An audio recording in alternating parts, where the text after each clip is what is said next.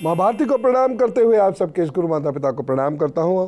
बच्चों को बहुत ढेर सारा प्यार और बुजुर्गों को राम राम। बालों की बात करनी बड़ी ज़रूरी है। देखिए, बाल बड़े ज़रूरी हैं। बाल हों तो उनको करीने से रखने से ही आपकी पर्सनैलिटी अच्छी होगी, अन्यथा नहीं होगी। और बालों से साथ साथ हमें अपने बारे में बहुत कुछ पता चल सकता है। अपने बहुत सारे ग्रह, हम तो देखते हैं बालों से बहुत सारे ग्रह पता चल जाते हैं। तो लिहाजा बालों की आज मैं आपसे बात करूंगा, आपकी किस्मत को जोड़ते हुए।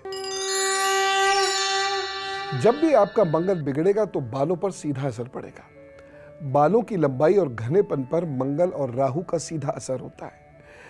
आप स्वयं नोट कीजिएगा कि कभी आपके बाल अचानक झड़ने लगते हैं और उसके बाद आपके निज जीवन में भी परिवर्तन आता है।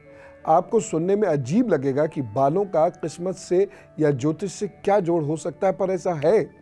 बाल आपका व्यक्तित्व बताते हैं, बाल आपकी मानसिक स्थिति बताते हैं, बालों से आपके ग्रहों के बारे में पता लग जाता है, बाल आपके भविष्य का आईना भी होते हैं। बाल विवाह, अलग अलग बात कह रहा हूं, बाल अलग और विवाह अलग, बाल विवाह मत जोड़िएगा। बाल विवाह तथा वैवाहिक जीवन का बहुत अच्छा संकेत देते हैं। बालों से मिजाज का भी बहुत अच्छा पता चलता है। बालों का रंग आपके शरीर की क्रियाओं के बारे में बता सकता है। तो आज इन विषयों पर तो हम बात करेंगे कि हम कैसे बालों से खुद के भविष्य को जाने, साथ ही साथ हम बालों के कुछ विशेष उपायों के बारे में भी जानेंगे। बालों से विवाह तथा वैवाहिक जीवन के बारे में जाना जा सकता है। और यदि आपको दिखे कि बाल नेगेटिव संकेत देते हैं, उपाय कर लीजिएगा। उठा लिया शीशा। तो बाल तथा विवाह के बारे में जानते हैं।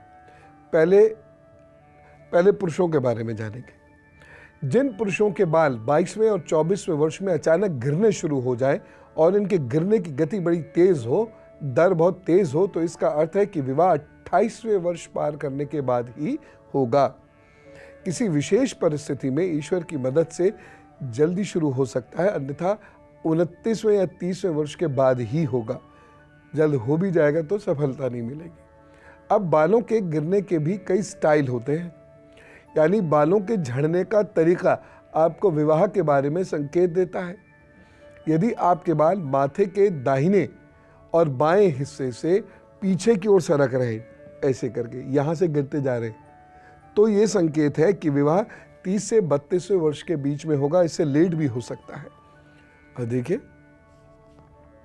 अब मजा, लड़कों को लगता है बाल गिर रहे हैं तो विवाह जल्दी हो, और विवाह है कि जल्दी होगा नहीं।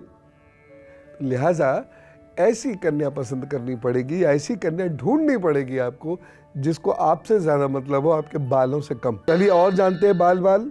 यदि बाल जन्म से ही माथे के दाएं बाएं यहां पर पीछे की ओर है, यानी यहां से बाल पीछे की ओर ज्यादा रहे बचपन से ही, और आपका माथा चौड़ा है और ऊंचा भी है, तो भी विवाह 28वें या 30वें या 32वें वर्ष में होने का संकेत देता है, लड़कियों का भी। पर इस स्थिति में यदि माथा बहुत अधिक ऊंचा हो गया, यानी बाल काफी पीछे से है, तो यही बाल इस बात का संकेत देंगे कि विवाह 33वें वर्ष के बाद होगा। कुछ लोगों का मस्तक बहुत ऊंचा होता है, बाल बहुत पीछे से शुरू होते हैं, लेकिन यूं घूम के मस्तक पर आ जाते हैं, या बहुत सारी लड़कियां इस तरीके से काढ़ कर उनको मस्तक ले आती हैं। इससे कोई फर्क नहीं पड़ता। आप दिखते अच्छे अवश्य हैं, लेकिन इससे कोई फर्क नहीं पड़ता। शादी उसी टाइम होगी, शादी के सुख में उतनी ही बाधाएं होंगी। और अब जानते हैं उपाय। देखिए, ये सही है कि आपके बाल जब झड़ रहे होंगे तो कुछ बता रहे होंगे, जहां से झड़ रहे होंगे वो कुछ बता रहे होंगे, लेकिन झड़े क्यों? देखो, बहुत कम लोग चाहते हैं कि उनके बाल कम हो। सब लोग बाल चाहते हैं, बाल चाहते हैं। उसके लिए 2-3 चीज़ें हैं। गर्मी का मौसम है, इसलिए मैं ये खास तौर से कहना चाहूँगा कि शरीर में यदि आपके गर्मी बढ़ती जाएगी तो आपके बाल जल्द गिरेंगे। जिनके शरीरों में गर्मी रहती है उनके बाल जल्द गिरते हैं। अब आपको कैसे पता चला? पेट छू लीजिए। अगर आपका पेट गर्म रहता है तो आपके बाल निश्चित रूप से जल्दी गिरेंगे, चाहे आप लड़के हो या लड़की हो। अगर बाहर से गिरे हुए नहीं भी दिखाई देंगे तो अंदर से हल्के होते चले जाएंगे, यानी चंदा मामा दिखने की कोशिश करेंगे, ऐसा समझ लीजिए। बाल ऊपर से तो दिखेगा बिल्कुल बढ़िया है, लेकिन यहाँ से जब आप काढ़ेंगे तो वहाँ से वह कम होंगे और 22-23वें वर्ष से ही ऐसी स्थिति बननी शुरू हो जाएगी।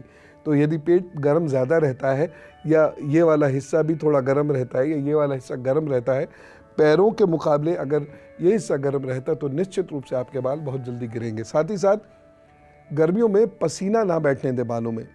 चलने फिरने में, बोलने में, खेलने में पसीना तो आता ही है, उतनी देर कोई बात नहीं, लेकिन फिर उसे अच्छे से साफ़ कीजिएगा।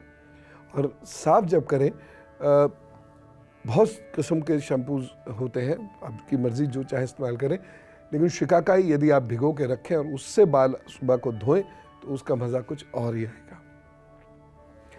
अधिक बाल झड़ते हैं तो एक मूंगे का तेल बनाने को मैं अक्सर आप लोगों को बताता हूँ। 1 लीटर सरसों का तेल ले लीजिए, 10 रत्ती मूंगा इसमें डालकर धीमी आंच पे 1 घंटे के लिए उबाल लीजिए। फिर उसको ठंडा करके कांच की सफ़ेद बोतल में धूप में रख दीजिए 7 दिनों तक लकड़ी पर। शाम को हटा लेना होगा। फिर रात को इससे मालिश किया कीजिए आराम से बैठकर, और जल्दी जल्दी नहीं, बहुत धीरे धीरे धीरे, और ऐसे ऐसे वाली चंपी नहीं, बस धीरे धीरे धीरे तेल जड़ों में पहुंचा दीजिए और आप सो जाए कीजिए, बढ़िया होगा। मूंगा उसी में पड़े रहने दीजिएगा। जब ये ख़त्म हो जाए तो फिर दूसरा, जब तक वह मूंगा है आप लगातार तेल बना सकते हैं, कई बार इसे यूज़ कर सकते हैं। जब ये आप करेंगे तो आप देखिएगा आश्चर्यजनक रूप से आपको चोटें लगना भी कम हो जाएगा। एक और चीज़, केले के पेड़ लगाइए तथा उन्हें नियमित रूप से सींचिए, पर केले का पेड़ कभी घर की बाउंड्री के अंदर नहीं लगाते हैं या घर के गेट के पास नहीं लगाते हैं, गेट से थोड़ा दूर लगाते हैं।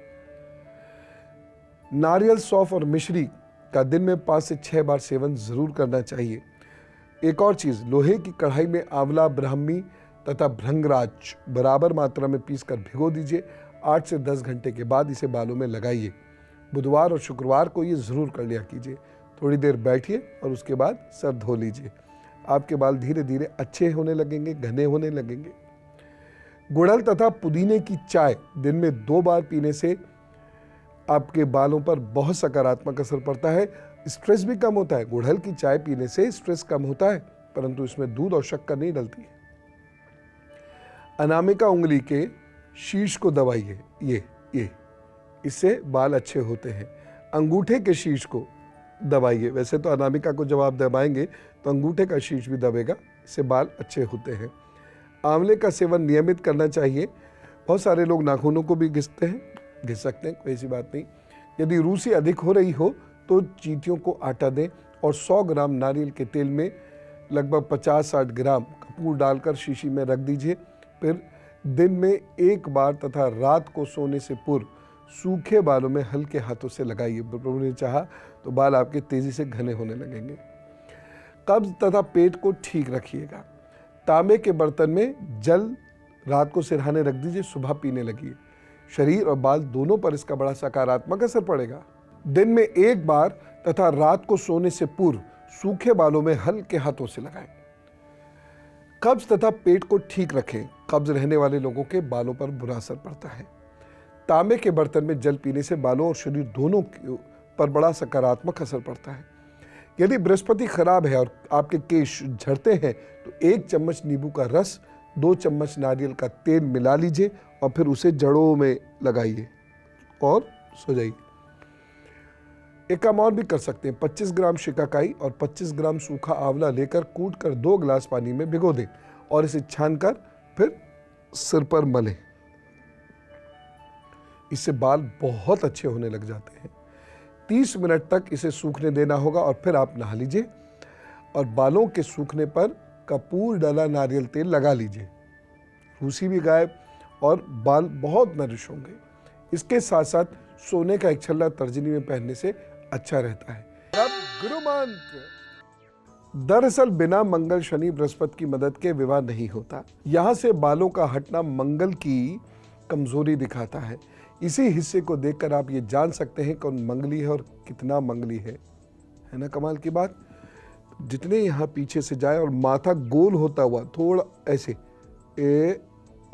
यूं करता है, एक तो फ्लैट, एक यूं होता हुआ और एक अंदर की ओर कॉन्वेक्स और कॉन्केव लेंस की तरह से यदि ये मस्तक हो रहा है तो इसमें प्रॉब्लम होती है। उपाय बताऊं? तरबूज की मींगों का तेल कहीं से मिल जाए, उसे आप रोजाना सिर पे लगाएं और देखिए बढ़ते निखरते बाल पाए। मैं भी ऐड कर रहा हूं। चलो, राम राम, नमस्कार।